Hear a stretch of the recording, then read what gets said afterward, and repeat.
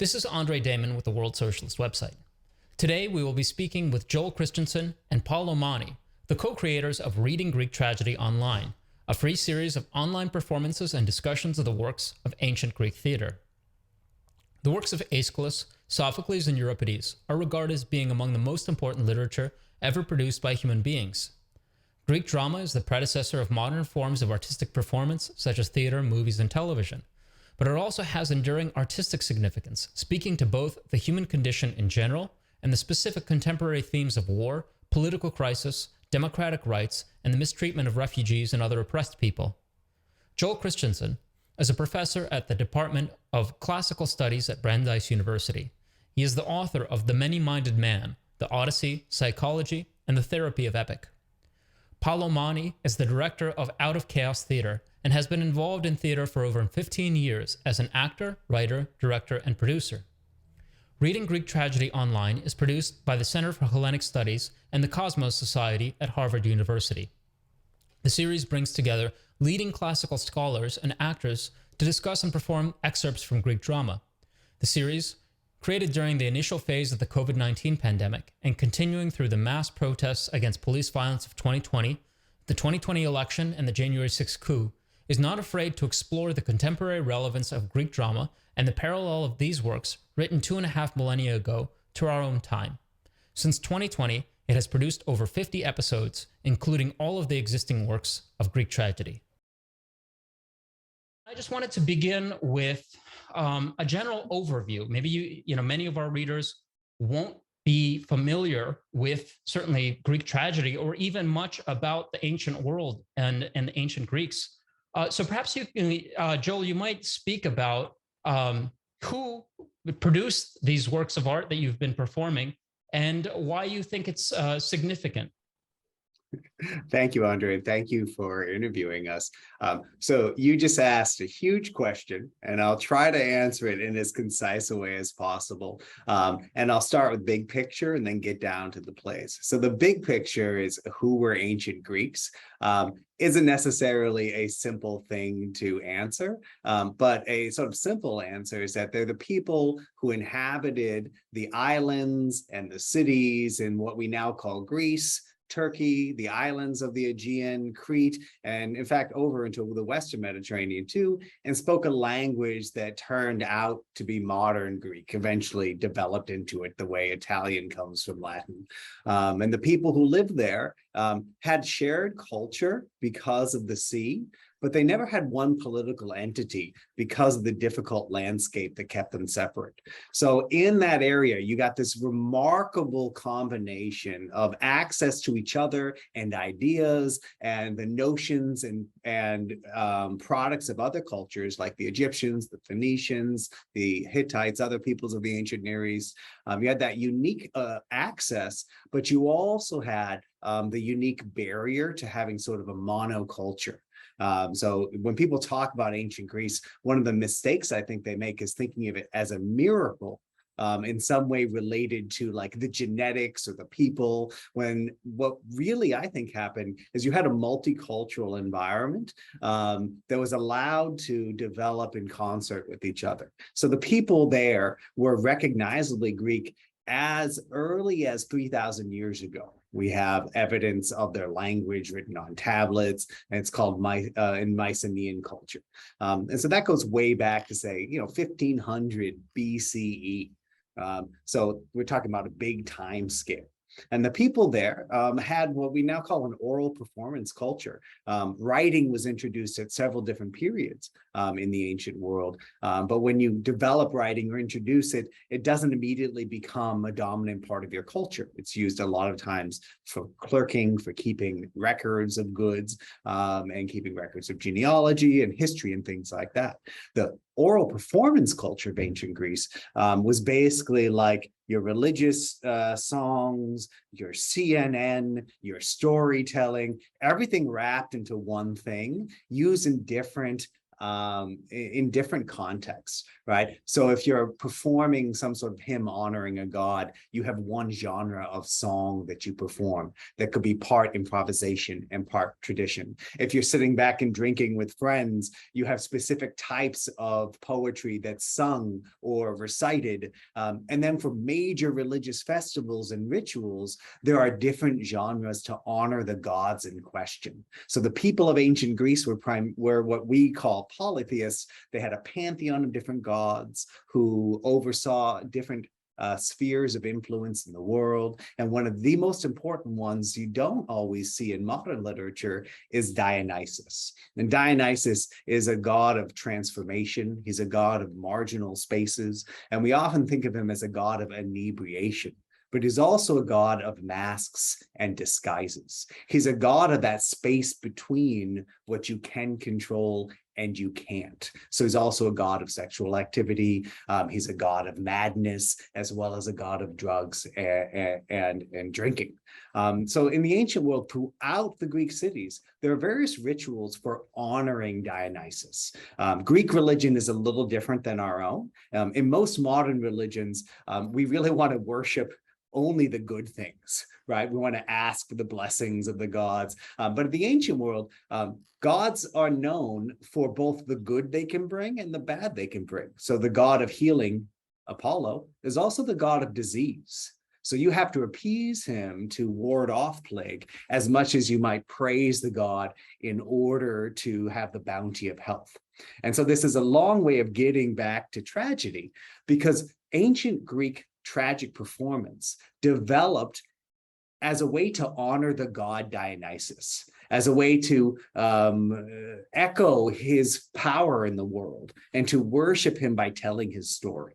So a couple things about tragedy and its performance to make clear is that while there was what we call mimetic art throughout ancient Greece, and mimetic is a fancy word for imitating, is when you play different roles, all of the tragedy and drama that we have from ancient Greece comes from a single city-state.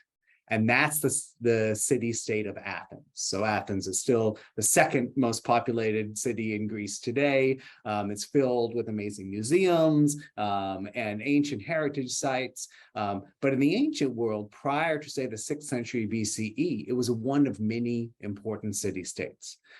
As an accident of history and politics, it became the most important Greek city-state for a time. And it's during that time, pretty much the 5th century BCE, when its art form became one of the most prominent in the Eastern Mediterranean. And so tragedy, as we know it, develops from annual festivals honoring the god Dionysus. And the way it probably started, so the philosopher Aristotle writes about this, is in choruses of men and boys performing songs in honor of the god, telling his story or the stories of his life in song and dance and playing instruments and putting on costumes and having parades throughout the city.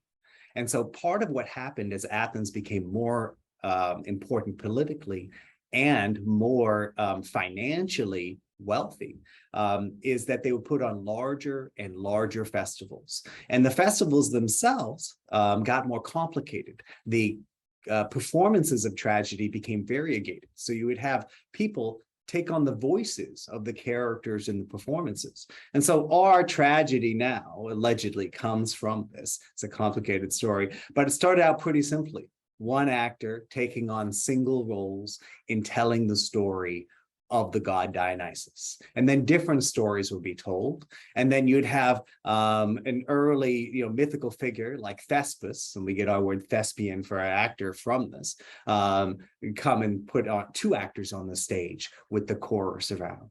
And then Aeschylus, who's one of our famous tragedians we actually have works by, innovated by putting a 3rd person on the stage. And you had this development over time that's tied in remarkable ways to political and economic developments. So to sort of round out the story, the ancient Greeks are people who gave us many different types of literature and song. Tragedy develops from a performance culture that was also competitive. for a long period from the 6th century well into the 3rd century BCE, Athens would put on performance competitions every annual spring, when playwrights would bring their performances in front of the entire population, and people would vote on their plays, and the winner would get garlands. And you asked earlier, who put these on? It's sort of this, this noble obligation that we don't have as much anymore. But the notion in ancient Athens was that if you were an aristocrat, if you were a wealthy citizen, you should pay for public goods, not in expectation of getting like money down the road, but in order to show off how great you were, and also to ennoble your city. So wealthy people in ancient Athens would hire poets, and they would hire leaders of choruses to put together these remarkable performances for a competition in each year. And so this would be part of an entire civic enterprise. It was for all the people in Athens. It was by the people in Athens, many of whom would be participants in some of the choruses during their time. So I just gave you a lot of detail there. Is there any of it you'd like to have clarified, or I think that was a really fantastic introduction. I think just one other piece of context that you might expound on before we move on to the series that you've produced is obviously in addition to the dramatic development that you were speaking about, there's an extraordinary intellectual development that's taking place at the same time, in which the developments in drama, which in some cases have taken the form of developments in form, were also accompanied by developments in the cognition of society, which paralleled the developments in philosophy, in historiography, and many, in many of the intellectual legacy that we have today. Maybe could you briefly speak on that? Oh, absolutely. So in scholarship, we tend to talk about this, or used to talk about this, as the rationalizing revolution, right? This sort of flourishing of new ideas, scientific interest, and philosophical interest in Greece between the 8th and the 6th centuries BCE. And part of what really happened here, I think, is that as the Greeks expanded into the Aegean and brought other peoples into their cultures, they brought in new ideas, and it became a sort of wild petri dish of intellectual life. And so some of the stories we tell about this period from history is that many significant thinkers like Thales, who's the father of science allegedly, came from Asia Minor and then moved through Greece proper, Athens or so. And some of them ended up in the greater Greece. So in parts of Eastern Italy and in Sicily. And part of this is motivated by political reality. You had the Persian Empire moving into modern day Turkey, unsettling various political structures there. But you also had this sort of wild churning of ideas. As I said, in the earlier answer, there wasn't a monoculture in the Aegean. Instead, there was a wild exchange of cultures from the ancient Near East, from Egypt. And I think what happens in Athens is you have the power, you have the money, you have the geographical location and the trade that brought all of these ideas to Athens. And so around the 6th century BCE, you get a revolution, as we call it, of scientific thinking, of people looking at the natural world, that gives way over time to a revolution in thinking about language, ethics, and politics. And you really see this in tragedy as well. And a tragedian like Euripides, who comes at the end of the 5th century BCE, you get the reflection of complex philosophical ideas, because he and his colleagues were all part of the same aristocratic class as philosophers like Socrates and Plato. So you really do have this sort of like intense century where all of these different ideas are being brought together. And tragedy, as a performance genre, reflects the ideas and concerns of the audiences over time. So it really becomes an environment that brings in the experiences and the ideas of the people around them. And I'll use this as sort of a transition to what we'll talk about, which is that our experience in trying to perform these plays online, and Paul's experience as an actor and as a director really confirms that part of tragedy's power is from its ability to change with the experiences of its audiences, to reflect them, to echo them, and really to act as a mirror for us to look into. And finally, just one last piece of context before we move on to the details of the series and its genesis is, of course, the political element, because this intellectual flowering took place amid the flowering of Athenian democracy. Did you want to briefly speak about that? Yeah, so Athenian democracy was, or is in some ways what we call a radical democracy, in that for much of its time, any citizen could participate in the democracy. And for the second half of the century, a lot of the roles played by the apparatus of the state would actually be played by selection of lot, or who would just show up. But I want to hedge all of that by saying that Athens was one of, the top 5 slave-dependent economies of all time, and that this enfranchisement of citizenship was given only to a very small population of men.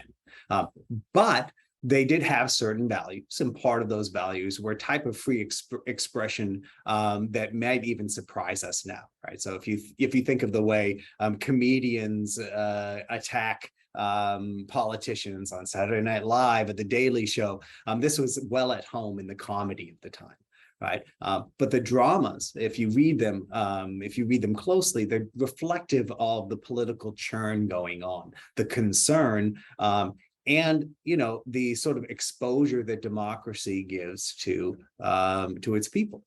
So just to sort of in closing this, the founding fathers of American republicanism were actually antagonistic towards Athenian style democracy because of the weakness they saw in its history, which is that the type of open democracy Athenians had opened itself to demagoguery, and to wild shifting from one faction to another, that really embroiled it in conflicts that eventually sealed its defeat against some of its opponents.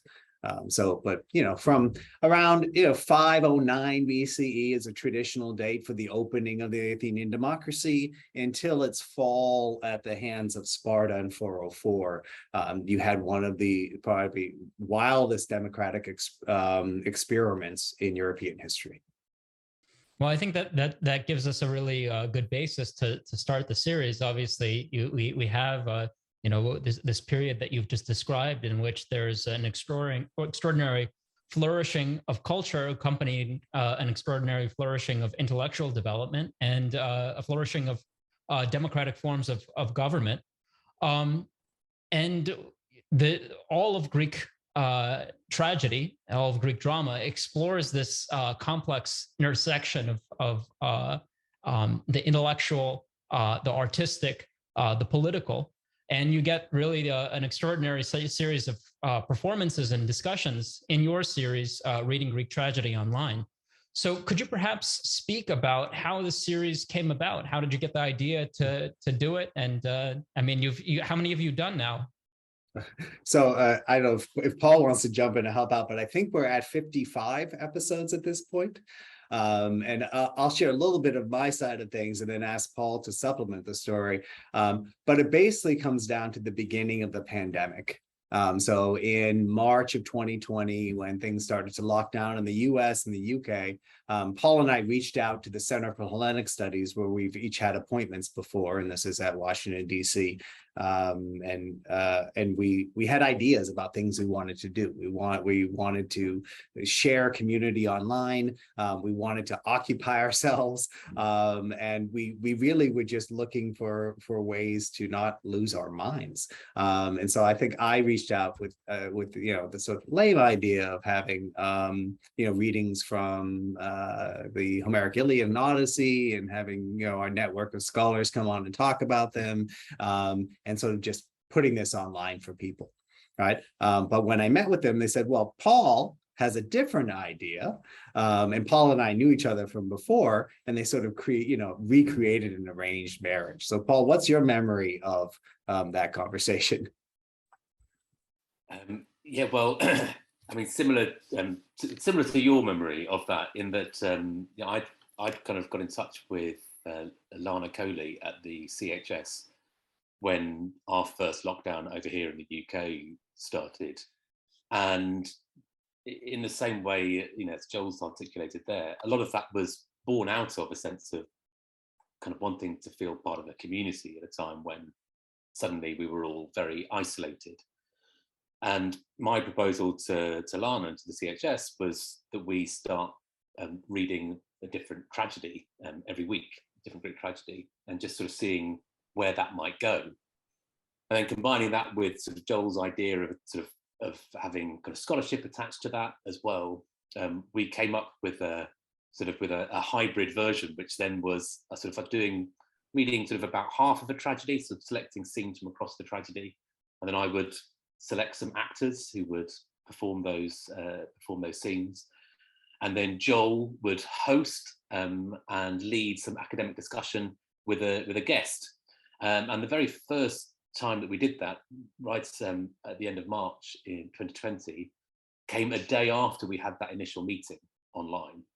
So I always feel like the CHS called our bluff when we sort of suggested this to them. We said, "Oh, come on, then, let's see what it's like." And so we met again the next day, and I had sort of rung up some friends and said, "Well," I said, "what are you doing?" But I knew they weren't doing anything because no one could do anything at that time. And we had a very quick rehearsal and then just read some scenes. And it was the first episode that we did, and it's the only episode that we did that we didn't actually live stream, because we just weren't sure whether it was going to work. And we thought, well, we can just it can happen and we can forget about it if it doesn't work at all. And but I think we all found something kind of really wonderful in that format. And I think that it, from a very early stage, achieved kind of creating that sense of community that was important to all of us who were involved. And so after the success of that reading, we decided then, well, let's just carry on and see where we get to with this. So we started programming, several weeks ahead, and we kept essentially the same format, which would be I would gather together some actors and we would rehearse a few scenes, about 45 minutes worth of scenes. Joel, in all the subsequent episodes, was joined by another academic, and it was tended to be a different academic every week.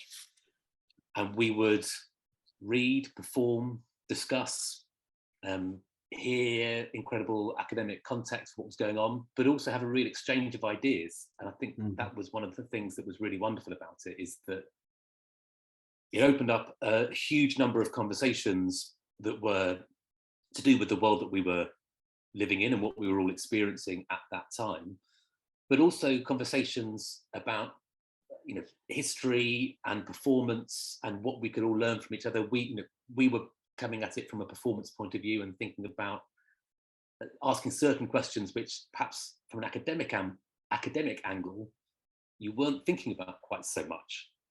And then we could have conversations about why you might want to interpret a character one way or the other. I think there was a real exchange of ideas and knowledge, which was a really wonderful thing to be a part of. Well, it's very interesting, the format, because part of it is getting the actors' reaction to the play and the intellectual context, which is very interesting. It also, for I think, from a viewer's standpoint, it kind of makes you feel less intimidated by the material, because you have leading experts on this, and some of the actors that you've had on are engaging with this material the first time. It makes for a very lively and engaging intellectual experience. I mean, what lessons have you sort of learned from now? You've done what? You've done all of Sophocles, all of Aeschylus, all of Euripides. Have you done all of the comedies? We've done 3 or 4. We've done 3 or 4 comedies. We've read every extant tragedy. We've read some fragments. And some fragments. And we did get round to doing some Homer as well. And we've even gone slightly modern by reading some Roman plays, Mm. and we've got plans for more coming up later this year and into next year as well. So I think that, okay, you want to start, Paul, with No, after you. lessons? Okay, I mean, I think from the beginning, one of the things I want to be sort of humble about is that our format just kind of happened. Like, we didn't really plan it. It just fell together and it worked. And the way it worked is I found myself learning things every week. Somewhat from the academics, but more from the actors. Like, their generosity towards their characters was surprising, but it's not surprising to actors. So that gap between sort of the dry philological study that we do in college classrooms and the performative knowledge from actors was one thing that surprised me. But it also drove home to me the importance of two more things. I won't go on too long, but one is a community of interpretation, right? People talking about the plays and the performances together in a non-hierarchical way. And to me, like, this has really revolutionized the way I think of what happened in ancient Greek audiences, where they would have done the same thing as part of their project of judging, right? Their process. And the second thing that's important is there's lots of theories out there about why tragedy, why imitative art is important and what it does to us. But one of the things we often leave out is the importance of context and shared experience. And so several of the episodes happened at critical times in those first few years. So there are several around the Black Lives Matters protests that I still think back on, and like, I get sort of weak in the stomach, because they were so moving, hearing the actors and finding the connections between what was going on in our lives and what had happened in the past. Another one, like, we did the Oresteia, the final play of the Eumenides, the day after the US election, when we were still in doubt about whether Biden or Trump had won. And it made me rethink, like, the boundaries we draw in our interpretation of ancient plays. Like, there are these sort of unspoken rules that we won't introduce too much politics from the past, too much history, because we don't know exactly what people were thinking.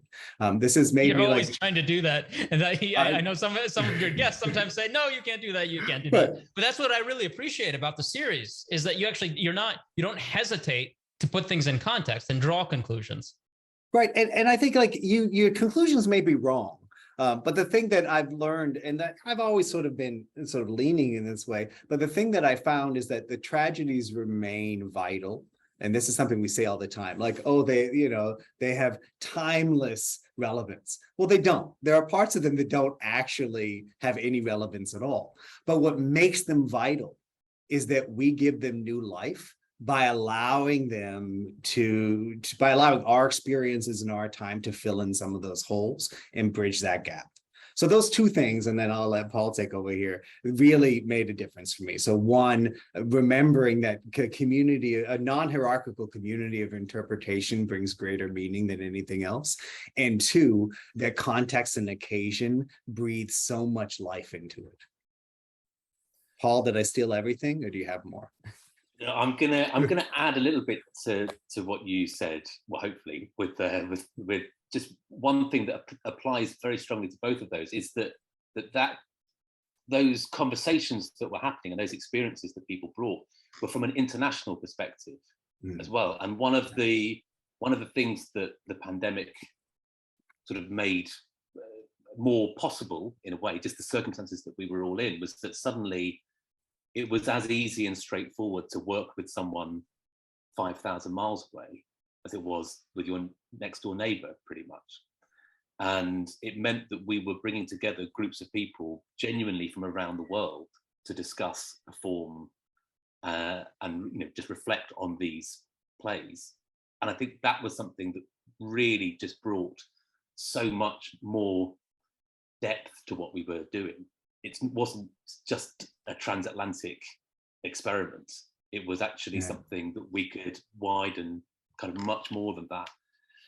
And it meant that we could have incredibly powerful conversations around, for example, issues of migration, refugees, and bringing groups and discussions from across the world when we were reading The Suppliants by Aeschylus. And as Joel's already touched on, there were several plays around Black Lives Matter that were just felt, it felt almost every week. So I agree with Joel, there were some which were outliers within sort of the 30 odd plays that we read during that time. But it felt almost every week that we had we'd programmed it sort of knowing what was going to be happening, because it just felt so timely, and the connections that people were able to make. Certainly, I recall reading or listening to your performance of the Trojan Women during a particularly gruesome part of the war in Ukraine. Mm-hmm. Yeah, and so I think, not to interrupt Paul, but it just reinforces for me the idea that, art over time is a vessel that needs to be continually refilled, like with our hope, with our aspiration, with our trust, and our fears. And I don't know if we were to launch Reading Greek Tragedy online right now, I wouldn't have anywhere near the sort of passion and energy for it. But part of the, that tension between the isolation that we were living and the connections that we were making, sort of like supercharged the environment. Well, I think what you, Joel, what you just said about the, the parallel between the possibilities created by the internet and sort of the Athenian public square, or the theater of Dionysus, actually very thought provoking.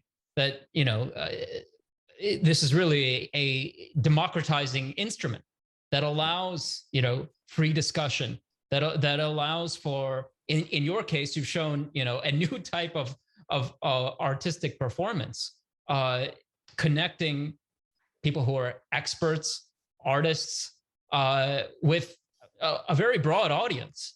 I mean, that was my next question. What has been the response? I mean, you have these 50 performances each, I believe, viewed by at least 1,000 people, thousands of people. What responses have you gotten? What kinds of people have commented or written in or responded to these performances?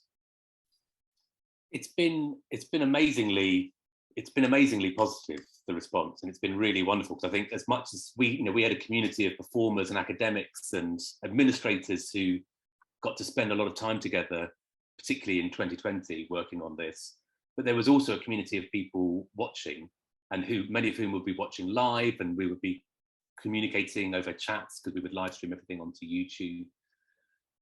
But then people would get in touch as well and write, and there were a couple of groups that started doing their own readings of tragedy, because they were inspired by what they were hearing.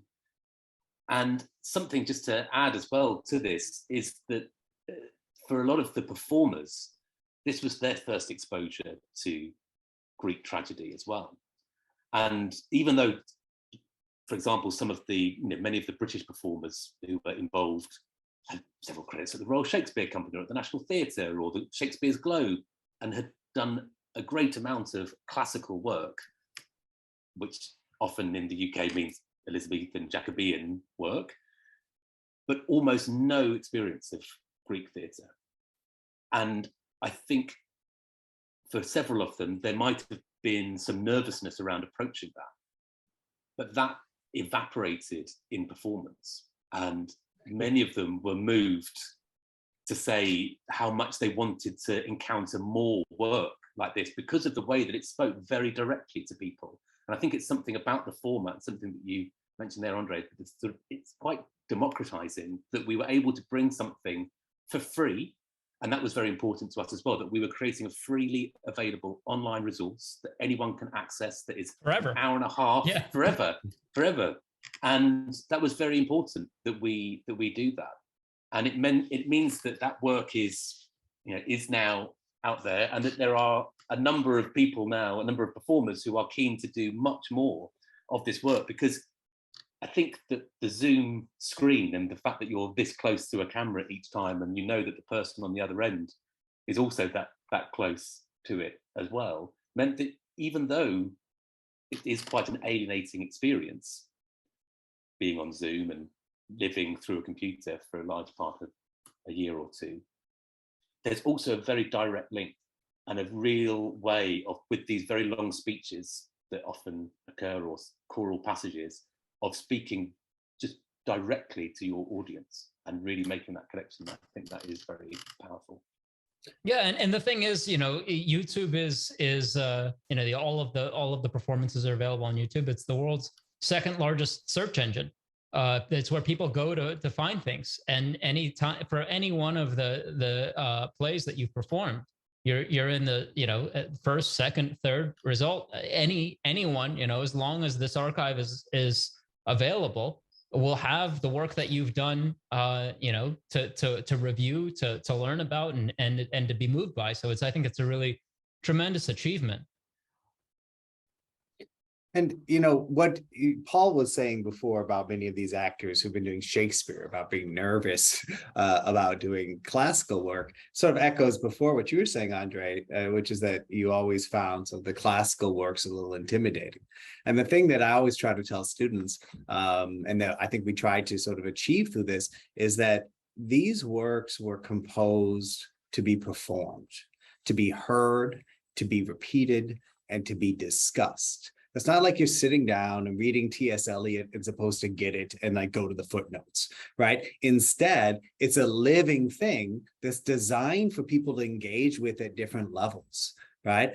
Depending on what you bring to the experience, what knowledge you have beforehand, what plays you've seen before. And what we really saw with some of the actors who performed different roles and came multiple times is a flourishing of their confidence.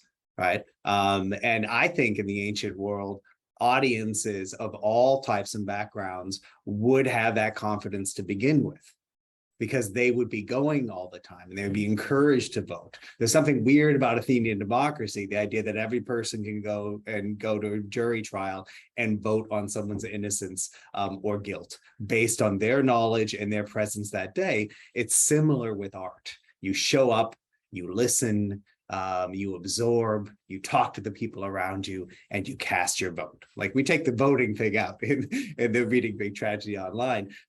But for Paul and me and those joining with us, it's really about how do we show why these things matter to us and how do we make them accessible? So your question, and then I'll stop talking about people engaging with it. I mean, we got, a theater troupe in Wyoming started to do the same thing. We heard from, people who are disabled and couldn't leave their houses during the pandemic, looking forward to these. And then we would get emails from, retired faculty members in Cambridge, or one of my favorite, a CDC epidemiologist from Atlanta, calling or emailing us and joining in the live chat. All of them just, motivated and excited for different reasons. And it just, again, confirmed for me that, our work, Paul and my work separately and together, should be about reaching out to these voices and bringing more people into the experience, not so we can teach them necessarily, but because they have things to teach us too. Mm-hmm. Well, what you've just emphasized, I mean, these were, despite the high artistic merit of these plays and the really high level intellectual ideas that they constantly engage with and grapple with, these were very democratic performances. The people who would be going, to the theater of Dionysus by the Parthenon, would have been, rowers in the fleet, farmers, an entire cross section of Athenian society, and they would have gone and they would have engaged with the performances, engaged with the ideas. And I think what really is one of the great values of what you've done is that you've brought this work, which can be very challenging, and you've made it approachable and accessible, and you've provided context and without in any way smoothing it over or dumbing it down in any way, but made it really accessible to a broad range of people, once again, through the power of the internet. And I think it's a real achievement.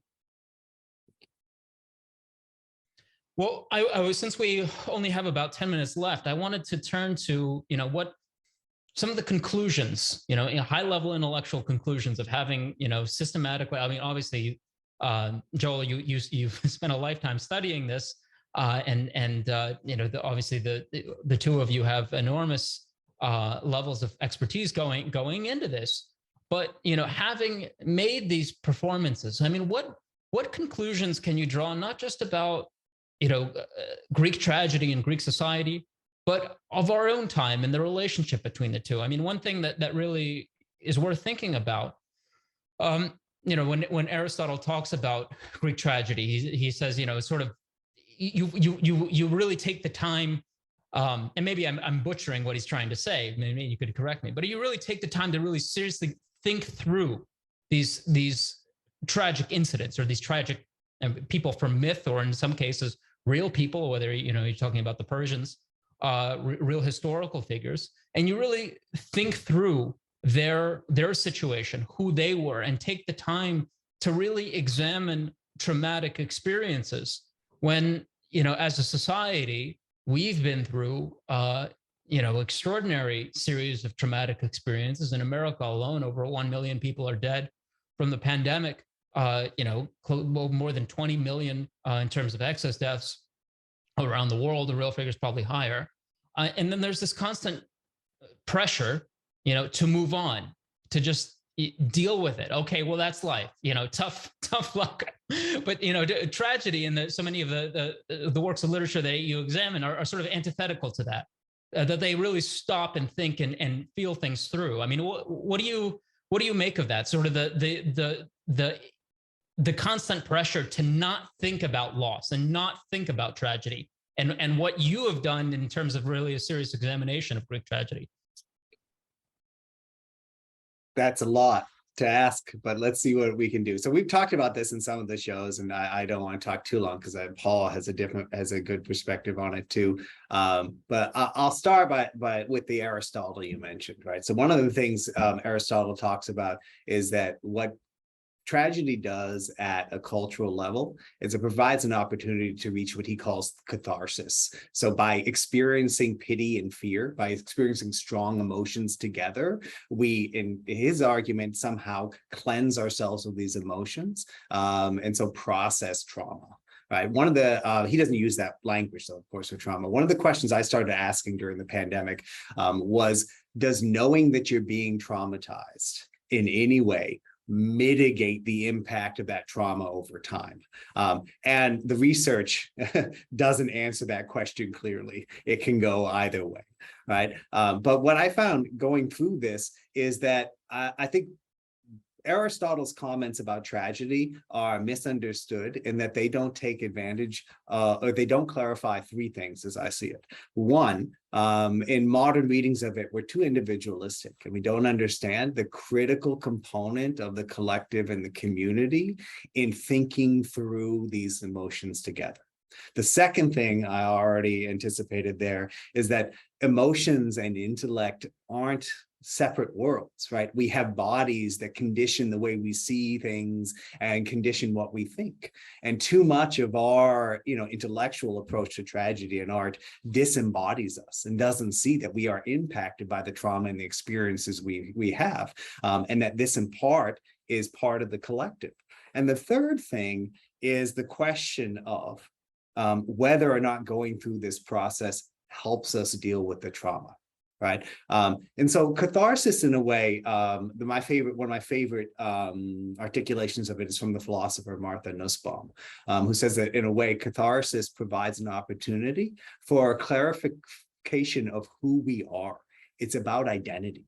And so stopping and having cultural moments where we negotiate stories, where we negotiate trauma, helps us, to my mind, and this is one of my big takeaways from this, create and negotiate collective identities, how we relate to each other and how we relate our individual identities to a collective or communal enterprise. And so my most probably negative take about modern culture is that we do this mainly in superficial ways. We don't really encourage sort of that intellectual reflective apparatus because it sort of bust too many of the myths that we have about sort of our constant need to produce, right? And so this, of course, I really want to make it clear, is not sort of a potted answer for your audience. This is really the way I feel. But, there is a disinclination towards the contemplative life and sort of a super focus on individualism. right? And part of what happens in the contemplation of tragedy and the performance that I want to hear more from about Paul is the real contemplation of what it means to be someone else and how we exist with each other and through each other. And so for me at the end, like this process has really made me unlearn some of my habits that, you know, from my own cultural upbringing, and really think of artistic performance and the negotiation of meaning in a different way. So the final thing I'll add here is most of what we do in our teaching, and it's less so than it used to be, is like, here's a piece of art, I'll tell you what it means. Right. I think what this model teaches us is that getting to that answer, that product, isn't the most important thing. It's the negotiation in the process that really helps us all understand better who we are. So, Paul? I would agree with that. And Sorry. I particularly echo that sense of the importance of the community and the collective in coming together. And for me, what was so special about that first season in particular, Reading Greek Tragedy Online, was the regular process of it every week, the rhythm that it gave, and the fact of every Wednesday afternoon your time, evening my time, of coming together to perform something, to discuss something. And obviously we were working on very tight deadlines and we weren't able to kind of rehearse at length with, but we did as much rehearsing as we could in advance. But a lot of the times it was just relying on brilliant actors to perform instinctively. And I think what that allowed us to do was to see, first of all, just brilliant actors giving their second or third or fourth reading of something and seeing part of the process of how they would go about staging something in a larger scale production. But it also allowed us to open up all sorts of conversations that would just flow in naturally, in that we couldn't help but look to the world that we were living in. And I think that's why a lot of those conversations where those links would come in very often, but not exclusively, very often would come from actors. And it's because they were reaching something. You're always looking for those things that bind you to your character, those things you can relate to. And there is something very powerful and enduring, I think, about finding those connections with something from so long ago that could then speak very strongly to your experience right now. Well, thank you very much for those answers. I think we're getting close to our time limit. I just had one last question for the two of you. So for some of the people who in our audience will be watching this will have never read or listened to a Greek play. Where would you start? Which one would you recommend? If of any of your performances, what's number one, the first one that someone should watch? That's a very good question. I'm gonna chicken out by giving a few, if I may. And these are just ones that kind of occur sort of really quickly to me. And one of the things I'll say is as well that we've done, as the series went on, we found more and more ambitious ways of trying to stage things. So our very early ones are sort of pretty straight, kind of just readings and nothing much going on. And then more and more we tried to kind of bring in performance aspects that we could, whilst we were all just in the comfort of our own living rooms. But I think that our Agamemnon, that was from I think late October 2020, was a really fantastic production that we put on, and was part of the trilogy of the arose that we performed in consecutive weeks with the same cast. And I thought that was a really fantastic episode, which also included a trip into the Ashmolean Museum and let us kind of visit there late on. And that is another aspect of the series that I am keen to do more of, is visiting museums, opening museums' collections to a wider audience. So I'd say Agamemnon, I'm going to say Medea, and if you want to try something pretty different, then I'd probably go for our second Bacchae, which is a musical, pretty wild version that we staged. I'm going to say it's probably about episode 48, something like that. Joel, how about you? So I'll cheat and give three as well, but the first one will be the most honest. I think it was Ellen McLaughlin, right, who was one of our guests for the Humanities, Aeschylus's Humanities, and that's the play we performed on the Wednesday after the general election in 2020 in the U.S. And the reason I bring this up is because it's a good mixture of sort of us being emotional and uncertain and really vulnerable, but also responding to the real conflict of the play, which is how do you reconcile the forces of vengeance and justice in a culture? How do you even begin to define them? And then how do you live together with people who are on the other political divide? Right? Like, how do you make a community when there's blood in the background? So this is a question we haven't learned how to answer. And so that's one that I think we need to contemplate like on an annual basis, right? The other two is, so if you want to start with tragedy, Oedipus Rex, Oedipus the King is a good one. And I think in that episode, we do a good job of getting in some of the issues of why it's an important play. And that's the one, you know, if you got turned off to Greek tragedy in high school or college at any point, it's probably because you had a bad experience with Oedipus, right? So if you can go back and start at the scene of the crime in many ways, that's a good place to start. And then I want to put a plug in for Aristophanes' Frogs. That was the final episode of our first year. There's an original song in it. And it's a play that's really one of the earliest versions of literary criticism that we have, right? So just as in our culture, some of our most important political criticism is comedy. In the ancient world, the political and literary or culture criticism of comedy was just central to getting people to think through their taboos, what they hold sacred, and sort of like how they view the world.